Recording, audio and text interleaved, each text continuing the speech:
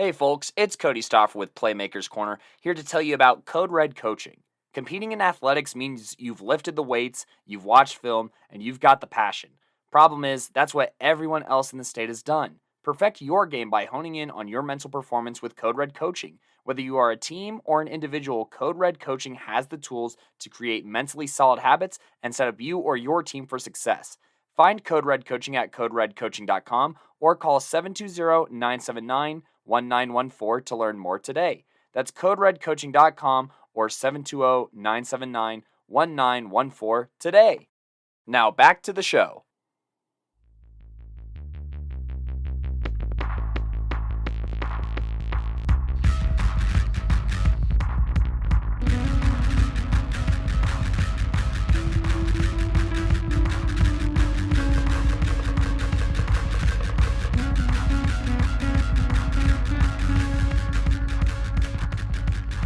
Hello, everyone, with the Playmakers Corner podcast tuning in.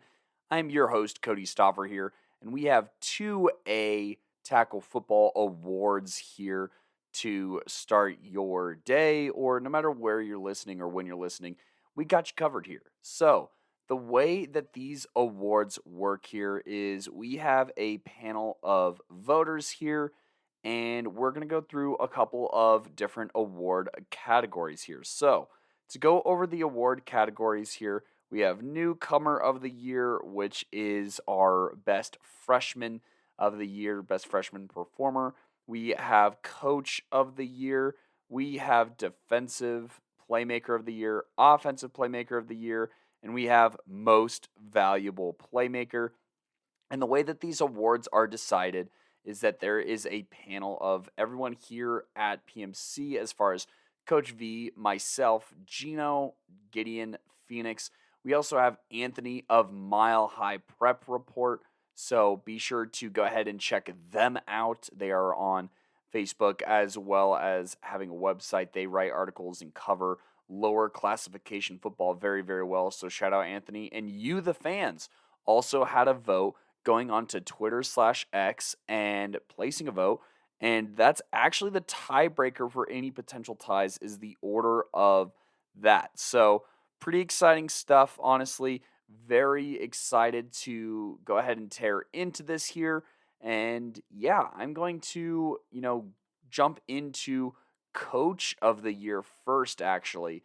So I'm very excited to take a look into this and, look ahead to the award winners here and read the votes in an order that I think is exciting. So, all that being said, thank you for voting, and let's go ahead and jump into it. So the first thing we do is we talk about all of the nominees and the reason why they're here. So, Coach of the Year is where I'm going to start here, and we got some pretty good ones here. We have the likes of Travis Peoples.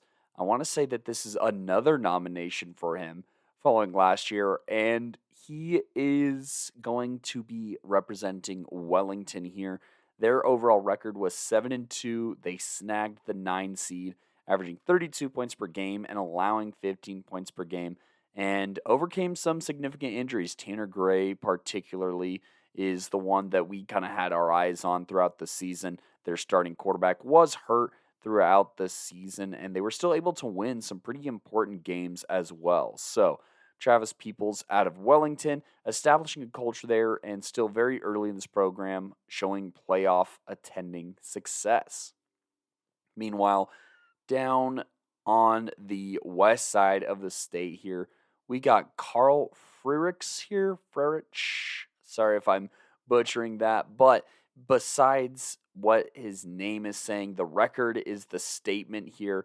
For Basalt, this squad went 9-0 and actually got the number 2 seed, averaging 37 points per game and allowing under 10 points per game at 9 points per game here. This was a huge season, and in particular, I'd say the statement win for the Longhorns was beating Delta.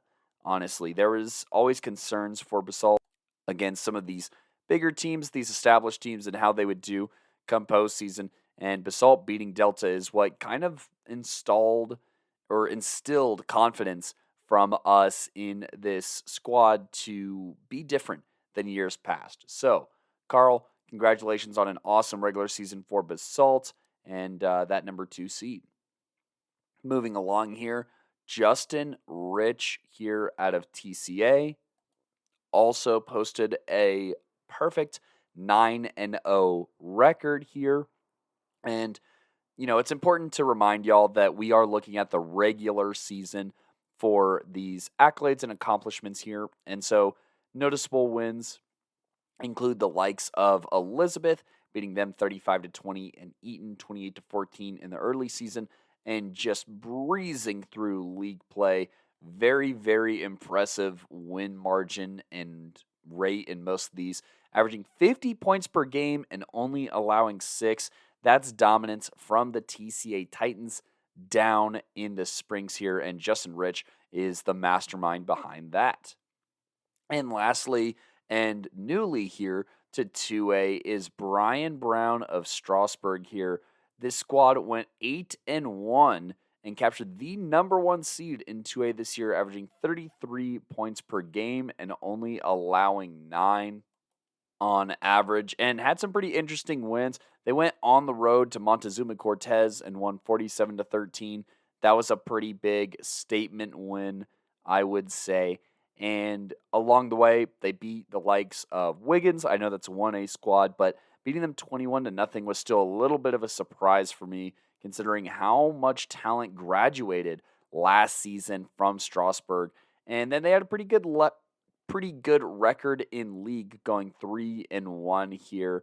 But overall, just a very strong statement to go 8-1 in your very first season in 2A after being in 1A for so long here. Strasburg showed that they belong, and Brian Brown was a huge part of that.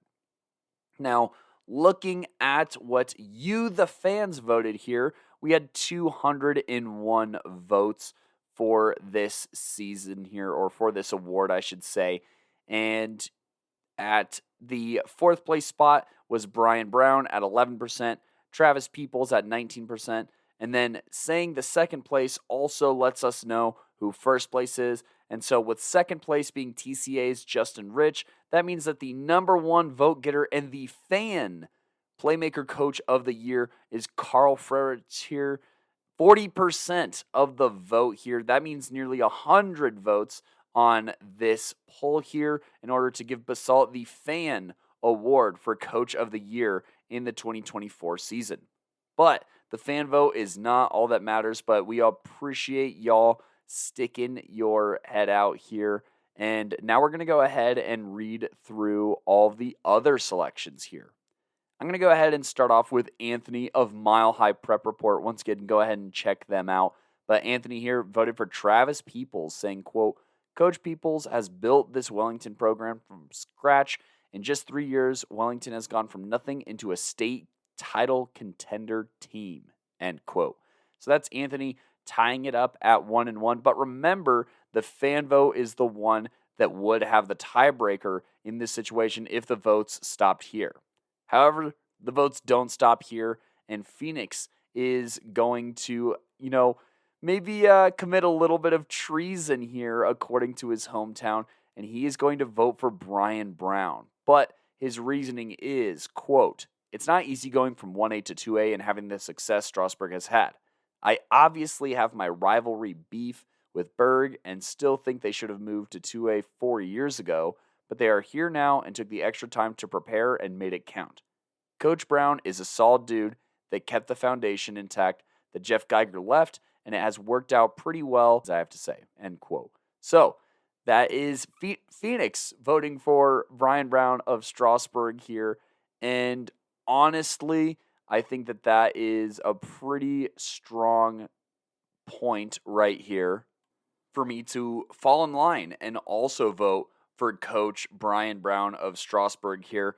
Look, they were a team that, unfortunately did not finish the way that they really wanted to last season in 1A state, but they lost a ton of starters, guys who were like 3-year starters and getting reps even a little bit rotationally before that here. especially at the quarterback position. It's kind of crazy to lose the talent that they've lost, not only last year, but also I'd say the year before, and still be the number one seed in 2A.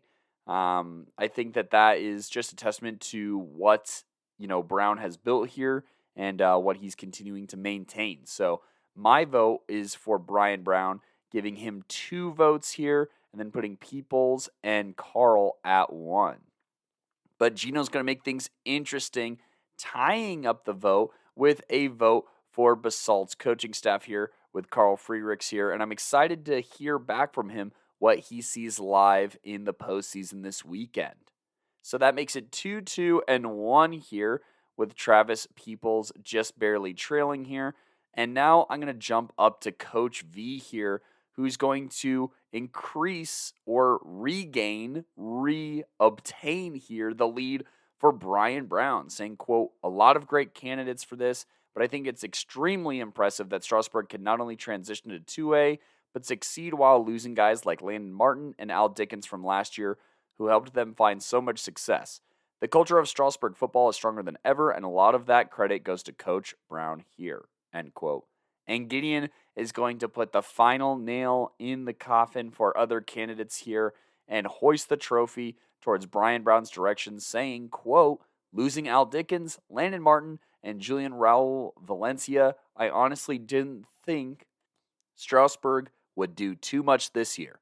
I was certain that this would be a rebuilding year for them, but Brian Brown led the charge into 2A valiantly. I admire the job he did for Strasburg, and even if it ends early, I think this squad is in good hands." So, that is Coach V, myself, Gideon, and Phoenix all voting for Brian Brown and giving him the 2024 Tackle 2A Coach of the Year. Now we go from talking about guys who've been around high school football for a pretty decent or long time here to the complete other end of the spectrum, to our Newcomer of the Year award here. So, for our Newcomer of the Year that talks about the best freshman, we have a couple of candidates here, starting off with Anthony Miller of Arvada, 633 pass yards, 9 touchdowns to 7 interceptions, along with 331 rush yards and 8 rushing touchdowns here for the Bulldogs, who just graduated a very, very talented quarterback last year in Trevor Lucero here, and we're looking to replace him and looked towards the freshman class, and that's when Anthony Miller answered the call here, and I think he stood up and played pretty dang well, if I do say so myself, especially given that he's a freshman QB in the hardest position on the field. And on the season, did lead this squad to 1 win and gives them something to build on heading towards the future. Our next nominee here is down south out of Woodland Park here. That is Zachary or Zach Summerell here. And this is a family affair here on this, consideration, as there is a Ben Summerell. I'm not sure if they're brothers, cousins, what have you. But the senior here kind of, set a bit of a standard, 64 tackles, 3 for loss here. And Zach said, okay, I see what you could do, and I could do some things better even, as Zach here posted more tackles for loss at 7 TFLs here, while also notching 2 sacks, a fumble recovery, and 20 tackles. So not nearly the amount of volume as Big Bro, but as far as getting into the backfield, that was Zach's specialty this year, and he did a fantastic job of that and was a cog in this machine for this Woodland defense that was very, very stout in their undefeated season. Moving along here, we got Cassius Middlemist of Brush High School here. 116 rush yards on offense, which is solid, but really defensively is where his impact was very much felt here. 38 tackles, 3 forced fumbles, 1 fumble recovery, and a pass deflection here. Big game against Ray with 12 tackles against the number 1A squad here. And, in a win against Fort Lupton was a part of that with a few tackles as well. So, pretty solid season for him. Had some nice stats against Sterling, a pass deflection, and a fumble recovery here. Even though it was a loss, he was doing what he needed to do to try and put the Beat Diggers in a position to win. And our last nominee here is out of Bayfield. It's time to hop into the rotation of solid athletes that they occasionally have here. 56 pass yards, 45 tackles, 2 pass deflections, and 129 kick return yards is what Harrison Williams was able to accomplish for the Wolverines this year. And I think that they're very excited to get to use him more and develop him more, especially with those kick return yards peaking against Gunnison in just a 1-point loss. And so, with all of the nominees understood, let's go ahead and take a look into the votes here. And spoiler alert, this is going to be a unanimous Newcomer of the Year win here. Starting off with Coach V, who is going to choose... Psych! I'm starting off with myself because I already spoiled that it's unanimous. With Anthony Miller here out of Arvada. Look, quarterback is no easy task, and he has some spectacular games here, such as his 4 passing touchdown to 0 interception performance against Lincoln, where he also notched a rushing touchdown. So 5 total touchdowns in their only win of the season. And then as far as some of the other games go, he also had 4 touchdowns and just 1 pick against Mitchell. I think that game ended up being a forfeit, but in the realm of competition, he was able to put up some pretty solid numbers. Against Basalt, 12 carries, 67 yards, and a touchdown, while also going 14 of 29 for 100 yards. No touchdowns, but a pick. So I'd say a pretty decent debut, honestly, against one of the top teams in 2A. And then I think that without Anthony Miller, you just see a lot more shutouts here. He had a rushing and passing touchdown against Brush for their total of 12 points. He had a rushing touchdown against Weld Central. And, just found ways to get into the end zone this year and gives Arvada something to look forward to. Coach V is also voting for Anthony Miller, obviously saying, quote, "The young QB has taken over Arvada in the midst of a rebuild and has made the most of this season. I expect him to be somebody that Arvada continues to build around in the coming years." Gino put, quote, "Arvada was a high-powered offense, and that is in big part to Anthony Miller's 8 rushing touchdowns this season. The simple fact of the matter is that no freshman has had the impact that Miller has had this year, so he's my pick for Newcomer of the Year," end quote. Gideon here echoing Anthony Miller, saying, quote, "To put it simply, none of the freshmen in 2A have had an even close to comparable impact for their squad this year. 17 total touchdowns for a freshman is wild, and I look forward to what Miller the Killer will do as he progresses," end quote. So, Gideon already giving Anthony here a nickname. We'll see if he lives up to it, but for now, the confidence is there. Phoenix says, quote, "He has been a dog with Arvada," get it? "And put up some good numbers as a freshman. No one in 2A truly compares to what Miller has been able to do with this opportunity at the helm," end quote. Anthony of Mile High Prep Report is going to keep it on the name game here, choosing Anthony Miller, saying, quote, "The young QB will be the head of the rebuild of Arvada football. He must continue to improve, but could be a factor in getting Arvada into the playoffs in the future," end quote. And you, the fans here, also gave Anthony Miller nearly 50% of the vote out of 347 votes. He was at the top with 49%. Zach Summerall was at 44%. Cassius Middle missed 5%, and Harrison Williams 2%. Honestly, this is a pretty good reflection, I think, of the impact of each of these freshmen as you kind of go down this list. Shout out to Zach. I was really thinking about voting for him, especially with the defensive guys getting in here, but QB is just a very, very tough position to be a newcomer at, and the amount of touchdowns speaks for themselves. So your unanimous 2024 Newcomer of the Year is Arvada's very own Anthony Miller. Now, on to Defensive Playmaker of the Year. We got some sweet candidates. Let's go ahead and see the tail of the tape that starts off with Elizabeth's very own Caden Long, the senior defensive end here. 50 tackles, 14 tackles for loss, 7 sacks, and 3 forced fumbles. This is a guy who worked really hard to get here. I mean, last year, definitely wanted to make all PMC wanted to be considered in Defensive Playmaker of the Year voting.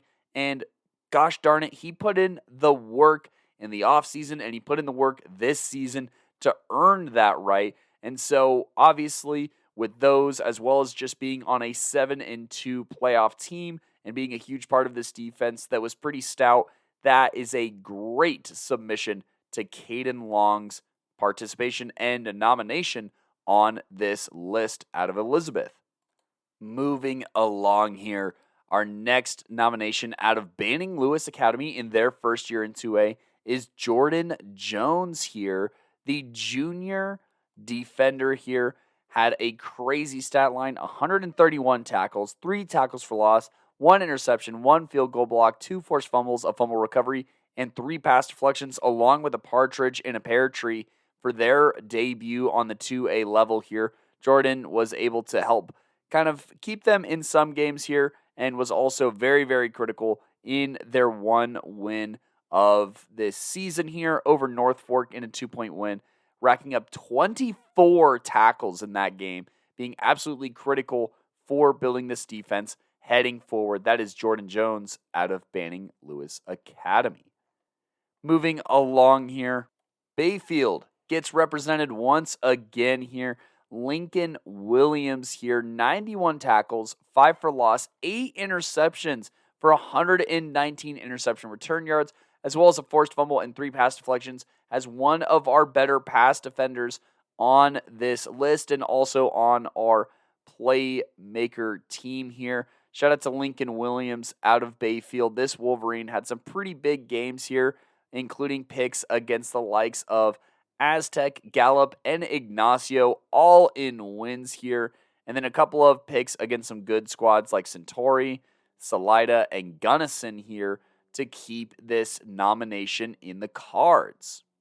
And lastly here, we got Wyatt Farney of Salida, 71 tackles, 8 for loss, 3 sacks, 5 hurries, a pick, and 3 blocked field goals for this Salida Spartan here in kind of a wild statistic, honestly, to give this team a chance on special teams, I suppose, and make the absolute most of it. So let's go ahead and check in on the votes here and see where everybody lands. Now, I'm going to start off with Gideon here, who's going to cast the very first vote for Lincoln Williams, saying, quote, "For much of the season, Bayfield was in contention for a playoff spot. The Wolverines had one of the better seasons they've had in a while, and this defense was Lincoln Williams. He completely eliminated one side of the field and provided key leadership for a young Bayfield squad. I am very excited to see what the Wolverines do moving forward. Plus 8 picks is crazy," end quote. So, Lincoln Williams getting the very first vote here to make things interesting. Now, moving along to Phoenix up north here, up in that Fort Collins squad, and he's going to echo the sentiment, selecting Lincoln Williams and saying, quote, "As someone that used to play secondary in 2A, getting 3 interceptions isn't easy, let alone 8. Extremely impressed with that playmaking ability as well as being a solid tackler too. Makes this choice easy," end quote. And going on to Coach V, he's going to keep this Lincoln Williams train rolling, saying, quote, "For me, it was between him and Caden Long of Elizabeth, but Williams had multiple great games when it counted versus tough teams in both 1A and 2A.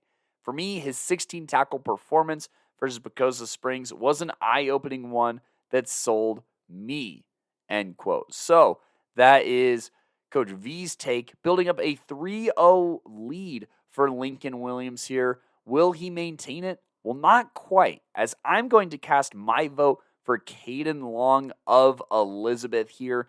Like I said, this is somebody who has been working towards this, striving towards this, and I mean, he had some pretty big games when it mattered. He had 2 sacks against Inglewood in conference play here to give them a shot at league title here, and he also had 2 sacks against TCA. TCA being one of the best teams in 2A football, as well as his 7 total tackles was one of the bright spots in this 20-35 loss versus the Titans on the road. He also had a 5 tackle, 1 TFL performance against Strasburg here in a win over the number 1 seeded squad here in 2A to help them win 13-0 and pitched a shutout in that game. And honestly, I think that it's really hard to overlook just this defense's success and knowing where it starts. And it starts up front. I mean, 14-0 in their opening game, 51-0 against Sierra in their second game, 6 points allowed against Weld Central, Strasburg 0, Bennett 0, Inglewood 0. And even in games like Kent Denver, where it came down to the wire and they only won by 1 score, he still got a sack in that game. So, I'd say that regardless of opponent, he was destructive, win or loss. He was able to make an impact, and he's somebody that you absolutely had to game plan for if you were hoping to come out the other end in one piece. So that is Caden Long with the vote for myself to make it 3-1. And Gino here, making it possible for this squad to blow a 3-2 lead here, is going to vote for Caden Long as well. It will be him saying, quote, despite Elizabeth losing a ton of talent from last season, Elizabeth has been a top team in 2A. You can thank the return of Caden Long for Elizabeth not missing a single step from last season. He has been a dog in the trenches, leading 2A in sacks while also adding 14 TFLs as well. He has a huge impact in every game that Elizabeth has played in, so he's my pick for Depoy, end quote. And so that makes it interesting here with 2 votes now for the fella out of Elizabeth here. And in addition to that, there is 3 votes for Lincoln Williams. Let's pan over to the fan vote here to see what you, the fans, had to say. Not as popular on this one. Definitely wish that we got some more people, 167 votes. So be sure to go out to our Twitter/X and vote for the next few classifications. 3A will be closing today, by the time you're listening to this, November 22nd, and closes this night. And then we got 4A the week after and 5A the week after that. But anyways, in 4th place was Lincoln Williams, 8%. So he will not have any tiebreaker. If it comes down to a tiebreaker here, he will unfortunately lose with him having not been higher than any of the other candidates as far as the Twitter poll goes. Wyatt Farney here was 3rd with 9% of the vote here. And so, honestly, this makes it very, very interesting because if Caden Long is the fan vote here, that means that he'd have the tiebreaker against anybody. But unfortunately, he's in 2nd place here, so he's sitting at 35%, and the fan defensive playmaker of the year for 2024 is none other than Jordan Jones of Banning Lewis Prep Academy here for the Stallions. I mean, Jordan Jones was literally doing it all. He earned 48% of the vote, so I want to say around 80 votes for Jordan Jones. Shout out to Banning Lewis for showing up and voting for their guy here. And now it comes down to Anthony here, whose vote is pretty heavy here as far as where we're standing with Lincoln at 3, Caden at 2, and Jordan at 1. But Caden having the tiebreaker against anybody, that means if Anthony were to vote Caden, he would win. If Anthony were to vote Lincoln, he would win. And if Anthony were to vote Jordan, well, that would still give us a winner. But we don't have to get into the speculation because Anthony's vote is right here. Be sure to check out Mile High Prep Report. He's done a great job of reporting on lower classification football for as long as we have been around and even before. So his selection for 2A Defensive Playmaker of the Year and your 2024 2A Defensive Playmaker of the Year is none other than Lincoln Williams here out of Bayfield, saying, quote, as some Lincoln Williams was a monster at Bayfield on both sides of the ball and was key to Bayfield improving this season, end quote. And honestly, I can't be too upset about it. It was a classic defensive end versus secondary guy kind of debate. But, I mean, these tackle numbers that Bayfield's very own Lincoln Williams was able to put up are very impressive. Double-digit against Pagosa in a win. Double-digit against Salida in a win, or in a loss. But still 17 total tackles. 16 against Gunnison in a 1-point loss. 10 against Alamosa. He played his absolute best when the games mattered most. and he was able to make interceptions and pass deflections in games that, would ultimately have a huge bearing on what the culture of Bayfield football was like this year. And so with his impact, Lincoln Williams gets 4 votes, to Caden Long's 2, and Jordan Jones 1 to be your PMC 2024 Defensive Playmaker of the Year. Now we pop out to the other side of the ball to talk about Offensive Playmaker of the Year. We got some awesome candidates on this side of the ball here. Let's go ahead and talk about them. So, first off, we got Andrew Brown of TCA. The Titans here, 1,213 passing yards, 17 touchdowns to just 2 picks, as well as nearly 300 rushing yards and 8 rushing touchdowns for a cumulative 25 touchdowns on the season, and that number 3 seed along with an undefeated record. Not too bad of a resume for Mr. Brown here. Cale Buxton out of Lamar here, leading receiver into a 947 receiving yards and 12 receiving touchdowns to go with 266 kick return yards. And, while this is special teams and defense talking here, these are still touchdowns. As soon as you score touchdowns, that's when it becomes offensive to the other squad here. And so his punt return touchdown and pick 6 are also just briefly mentioned here, but mainly the way that he was able to be a huge part of this passing attack that the Rolling Thunder were able to roll out is why Cale Buxton is going to be here. Cash Algevager, you've heard his name before. He was highly coveted these past few years on the squad here. And how did he do? Well, he ran for 1,134 rushing yards, as well as 9 rushing touchdowns, not to mention another 260 receiving yards and 5 receiving touchdowns for 14 total touchdowns on the year, and also has 3 2-point conversions to add to his name. So this guy knew how to get the ball in the end zone for a total 57 points. Or, no, I don't know how to do math. So let's go ahead and redo the math on that. 14 times 6, simple math. K here, that's 84 points plus his 3 conversions of 6. So 90 points really, to sound way more impressive and be more accurate here for the Wellington athlete. And last but not least, we have somebody who started off as a Newcomer of the Year nomination and is now here in Offensive Playmaker of the Year. That is Ty Reed out of Delta.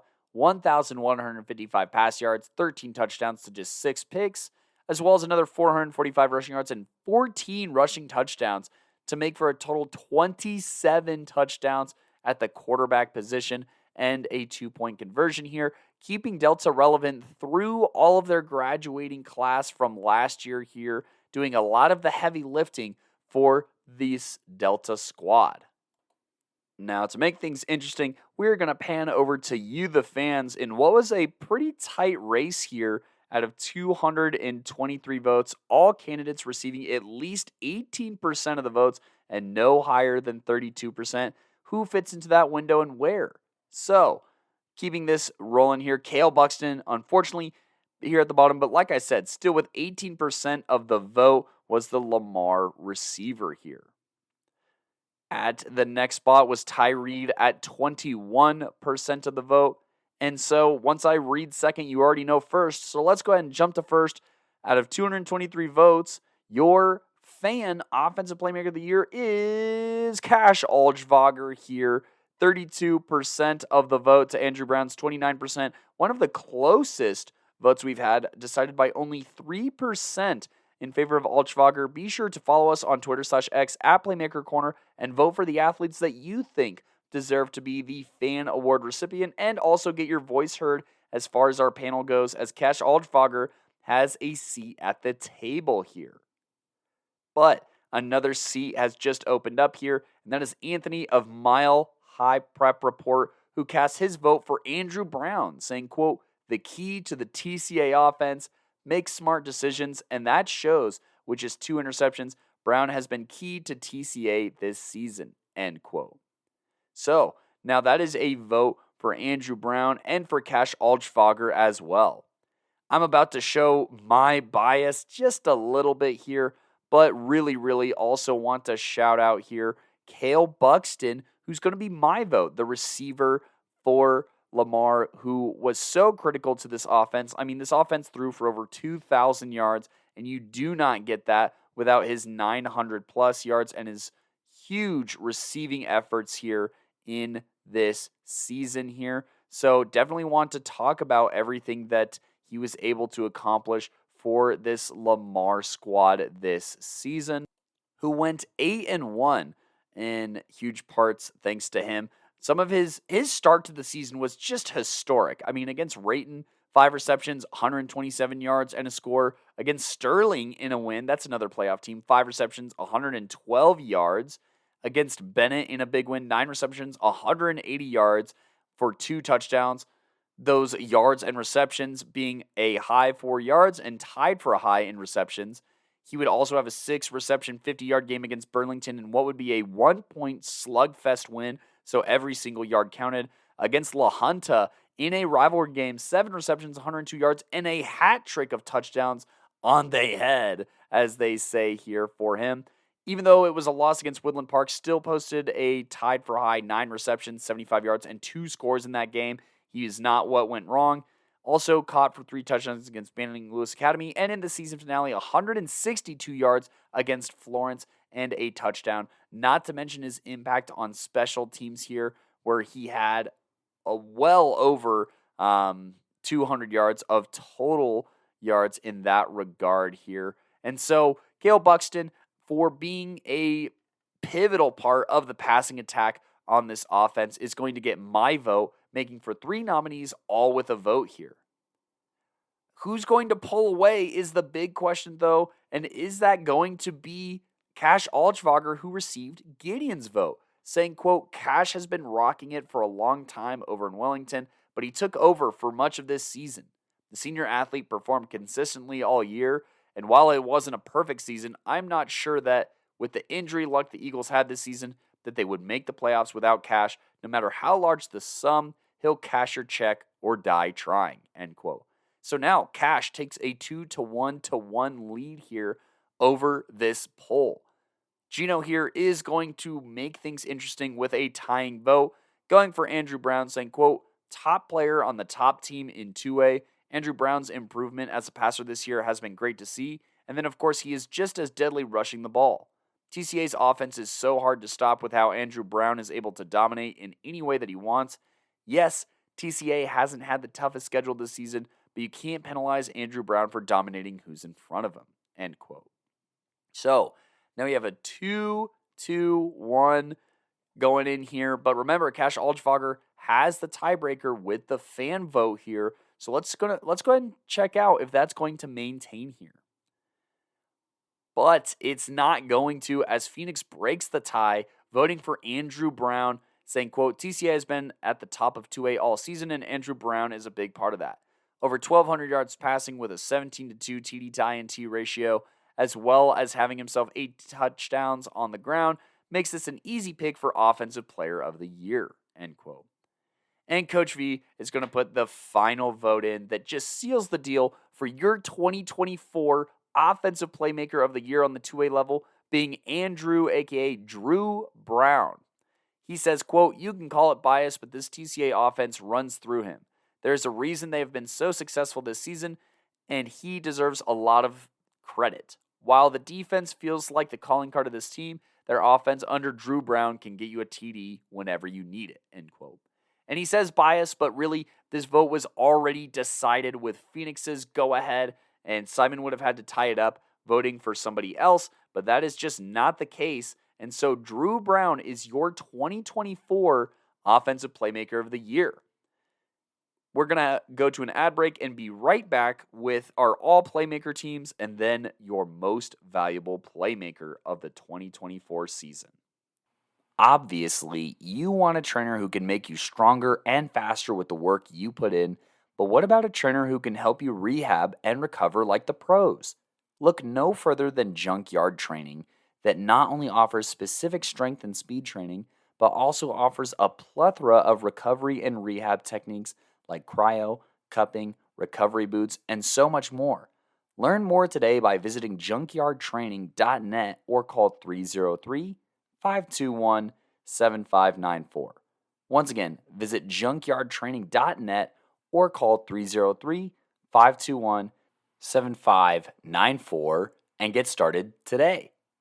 Thank you for that plug here. And now, shout out our guy Jesse over there. But now we're going to talk about our All-Playmakers teams. Now, this is decided by everyone here at the pod, as far as myself, Coach V, Gideon, Gino, and Phoenix here. And I think that the big thing for us here is that All-Playmaker is decided by position as far as how many we take per position, that is. So we have position limits here, which is very, very uncommon. And so, yeah, let's go ahead and just talk about our position limits, and then we'll jump into our selections here. So for offense, we pick 2 quarterbacks, 2 running backs, 3 wide receivers, a tight end, as well as 2 offensive tackles and 3 interior offensive linemen. We then have 2 interior defensive linemen as we transition to the defensive side of the ball, 2 edge rushers, 2 linebackers, 3 cornerbacks, 2 safeties, and then Gideon here is the mastermind behind the special teams, choosing 2 kickers and a punter. And last but not least here, where there's 1 athlete that we either choose that didn't make the cut in one position but was able to, impress enough to get selected via another way, or, it's somebody who is a huge impact on both sides of the ball and we couldn't quite choose one position to put them in.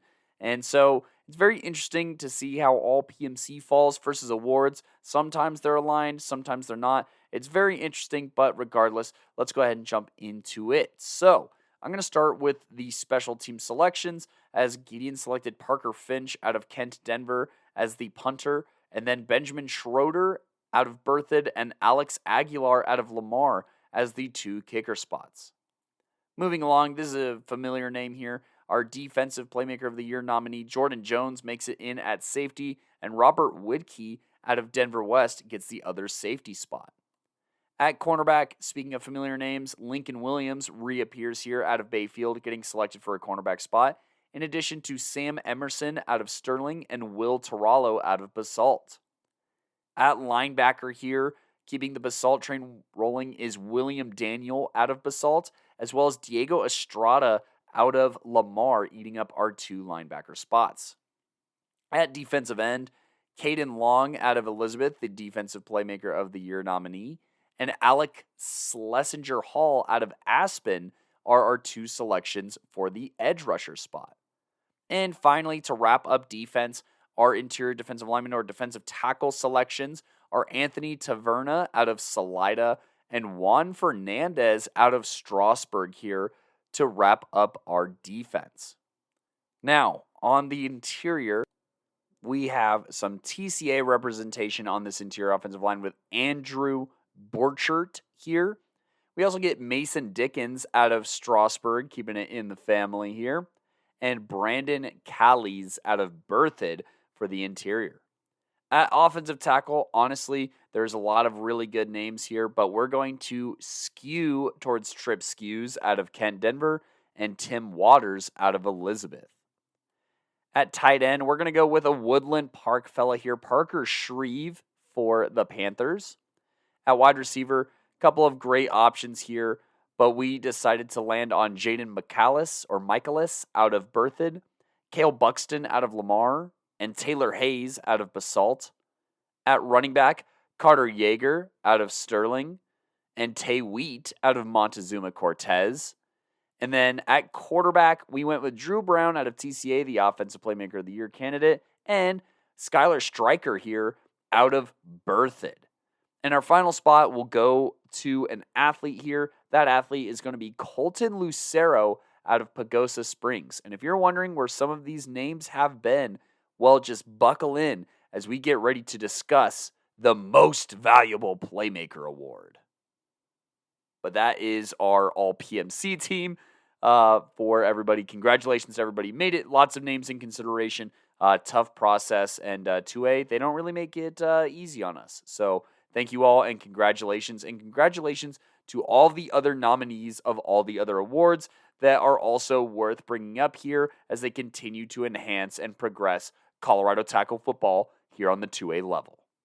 And now at Most Valuable Playmaker, let's go ahead and meet the nominees. And the very important part is to kind of take a look at both sides of the football for a handful of these fellas. Starting off with William Daniel out of Basalt here. This two-way stud who you heard him at the linebacker position and must be wondering, oh, MVP, I wonder what he was able to accomplish on defense. Well, let me oblige by responding that this dude had so many tackles. He had 100 tackles in the regular season, 2 tackles for loss, a pick, 6 pass deflections, as well as a forced fumble and a blocked punt. Some of his notable defensive games include a 21 tackle performance in a 35-7 win over Glenwood Springs High School, and as well in the season finale, 14 tackles and 2 for loss in the final game over Aspen, as well as other defensive highlights such as his 1 interception, 1 pass deflection game against Rifle here where he notched that, and then a blocked punt in that 30-14 Delta win, which is kind of the catalyst for the rest of this season here. So absolutely had to recognize what he was able to do on that special teams part. However, that was his defensive stats. His offensive stats are also an incredible story here, as offensively he ran for over 1,000 yards, 14 touchdowns, 185 receiving yards, and a receiving touchdown here.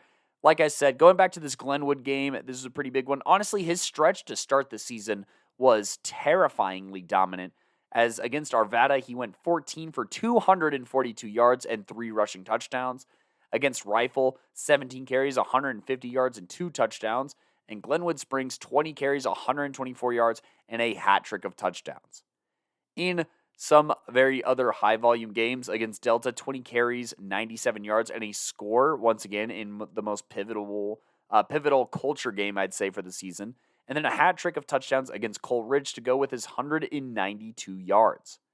Receiving-wise, Aspen was his big receiving game. 4 receptions, 112 yards with a long of 73, and his lone receiving touchdown on this season. I mean, honestly, just everything that you could possibly want for in a two-way player. That's how you would describe William Daniel of Basalt this season. Moving along, we have a junior here out of Pagosa Springs, and a familiar name if you've been listening to the pod, and that is Colton Lucero here for the Pirates. Once again, piecing together a pretty solid defensive season, 66 tackles, 5 for loss, 3 sacks, 1 pick for 99 interception return yards, and 6 points to go with a fumble that he forced, and 107 kickoff return yards and 4 conversions, at least on defense and special teams here. Look, notching a sack against Kirtland, an out-of-state game, was big, and as well posting a season-high 11 tackles in that game, including 1 for loss. Against the likes of Elizabeth in a 33-10 win, he posted 10 tackles, 1 for loss, and a sack in that game. That Kirtland Central game, by the way, is the one where he had that 99-yard pick 6, so not too bad. Swing the momentum in that direction. And then he also had some other solid games, 8 tackles against Salida, 7 tackles and 1 for loss in a loss to Bayfield, and then 1 for loss against Montezuma Cortez. But he's doing all this while being the focal point of the offense, being the leading rusher, I want to say, in 2A at 1,827 yards. I mean, this dude was putting up Wisconsin running back numbers here. I mean, sure, took it kind of easy, I guess, offensively in the Kirtland Central game. 9 carries, 69 yards, and just a hat trick of touchdowns. But that would be the only time until the last game of the year where he would not rush for over 100 yards. Centauri, 24 carries, 226 yards, 2 scores. Monte Vista in a 28-6 win, 22 carries, 360 yards, 3 rushing touchdowns. Elizabeth, 23 carries, 161 yards, 3 rushing touchdowns. Salida, 22 carries, 150 yards, 2 rushing touchdowns. Bayfield, 33 carries, 400 yards, and 3 rushing touchdowns here, even in a losing effort, putting in just gaudy Madden numbers, honestly. Gunnison, 169 yards, touchdown. Montezuma Cortez, 251 yards on 25 carries, averaging 10 yards per carry in 4 touchdowns here. Colton Lucero was just on an absolute tear this year. He was backpacking this offense and helped lead them to the playoffs while also notching a pretty solid defensive season. We're excited to see what his senior year has in store, but his junior year has him in the most valuable playmaker conversation.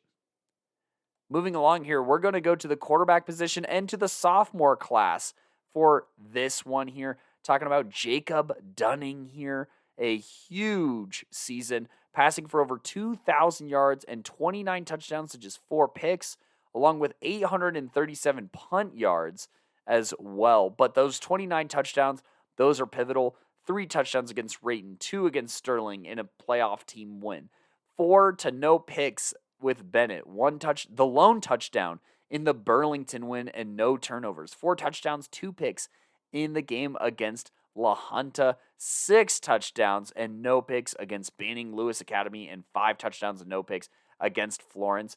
Just an incredible season for Jacob Dunning, the sophomore, who is going to keep Lamar football probably relevant over the next 2 seasons. And our last nominee, but certainly not our least, the senior out of Sterling, Colorado, Carter Yeager here, I want to say is how you say that. And he also had himself a very solid season. One of, maybe even the leading rushing scorer on the 2A level. 1,439 yards and 25 rushing touchdowns here, as well as 71 tackles, 9 for loss, 2 sacks, 2 fumble recoveries. So, going to switch it up on you and talk about his offensive performances here, including the opening statement game where he had 201 yards and 4 touchdowns against Valley. In a close loss to Lamar, he still produced 26 carries, 174 yards, and 2 touchdowns. Banning Lewis Academy bounce back game, 208 yards on 24 carries, a 3-touchdown performance. Against Platte Valley, another hat trick against the Academy, another hat trick. Brush, he only scores 2 touchdowns and rushes for 210 yards. And then right back to his scoring ways, a hat trick against Arvada and 4 rushing touchdowns against Fort Lupton. Just a part of his fantastic season as he was just finding the end zone more than once in every single game up until Weld Central, where I definitely think they were trying to rest him up in a big win for them as he notched 13 carries, which was a season low outside of the opening week, and 48 yards. Defensively, pretty big performances, 2 TFLs and 11 tackles against Brush. So while he only scored 2 touchdowns, he got it done on the defensive side in a 1-score win. And then in other league games like Arvada, 2 tackles for loss. Fort Lupton, 1 tackle for loss. And Weld Central, 2 tackles for loss. Fort Lupton and Valley being 2 games where he got a sack apiece. In Platte Valley, 3 hurries in that game. And then recovered fumbles in the Brush in Arvada games. Once again, that Brush game, just a fantastic overall performance and something to definitely consider when looking at what his peak looks like and how much he can contribute towards a win. That is Carter Yeager out of Sterling, Colorado. So let's go ahead and turn to the panel here and see where our votes fell. Looking at this, we just talked about him, and Coach V is going to open it up by choosing Carter Yeager here, saying, quote, I projected a big season for him, and he has exceeded expectations still. This Sterling team has made the playoffs for the first time in years, and he is at the center of it all. They only lost 1 game to Lamar, and he still went off in that game, making it a close one, end quote. So, to keep the ball rolling on the Carter train here, absolutely, he had a fantastic season, and Sterling's back in the playoffs thanks to him. Mixing up the vote here is going to be Phoenix here, going for Jacob Dunning out of Lamar, saying, quote, I'm giving Dunning my vote because throwing for over 2,000 yards in 2A is impressive. Even more so that he's a sophomore from Lamar pulling it off. His 29-4 TD to INT ratio is also a nice touch, and we wouldn't even be talking about Lamar without Dunning's incredible effort on offense that had them only lose to undefeated Woodland Park entering the playoffs, end quote. But we're going to get the William Daniel tidal wave, starting off with Anthony of Mile High Prep Report, saying, quote, William Daniel is the cog to not just the offense, but also the defense as well. Daniel has over 1,000 rushing yards and over 100 tackles. Without him, I am not sure if Basalt is as dominant as they have been, end quote. Gideon is going to see eye to eye on this, saying, quote, I thought about this one for a while, but I ended up settling on Daniel. I know that Basalt is a three-headed monster, but Daniel is the middle of it.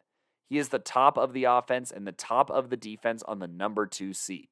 This team goes as far as Daniel goes. Even if he isn't that game's leader in a particular stat, he's always top 2. He's your fallback guy. He's the guy you go to when all else fails. End quote. So, William Daniel pulling ahead with a 2-1 lead, and you, the fans, are going to ensure that keeps rolling here. Will Daniel, 54% of the vote, wins in a massive route here with over 100 votes, but this poll only had 197 votes, so be sure to find us at Playmaker Corner on X/Twitter and get your vote in and make it count.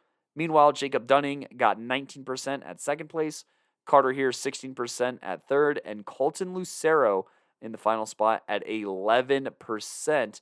But that does it for the fan vote and gives William Daniel a 3-1 lead here. And as much as we would like to hear from Gino, I'm going to make his vote not matter here and pick William Daniel, giving him that 4 vote lead as well as the Twitter poll here. Look, his numbers with triple digits on tackles and quadruple digits on rushing yards just makes him the complete package in a year where the Longhorns go undefeated and overcome some big obstacles that they formerly weren't able to, in huge part thanks to huge William Daniel games.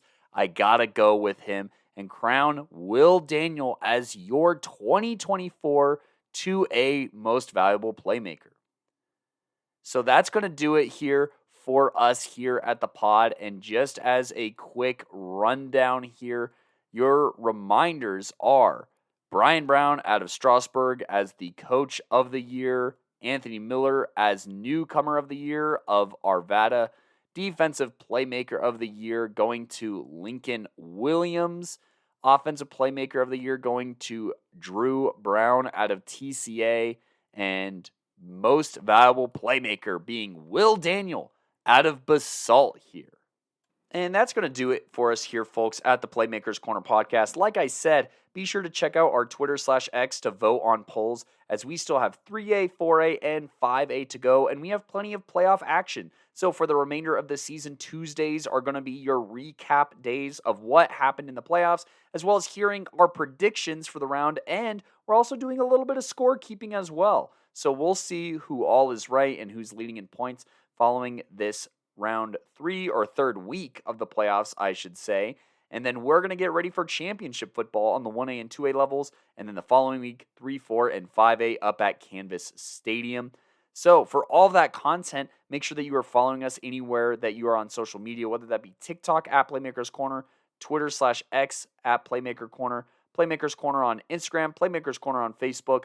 We also have updates going to YouTube, as well as our full episodes that are uploaded to YouTube as well on the Playmakers Corner channel. Subscribe to that. Or if you're listening to us on Google Podcasts, Amazon Podcasts, Spotify, Apple Podcasts, whatever it is, then go ahead and make sure that you have notifications turned on and that you are following us for all of our most up-to-date content. We also have the top 5 series that we're working on for you, so please stay tuned. And I've been your host for this episode of the 2A 2024 Colorado High School Tackle Football Awards, Cody Stoffer, signing off.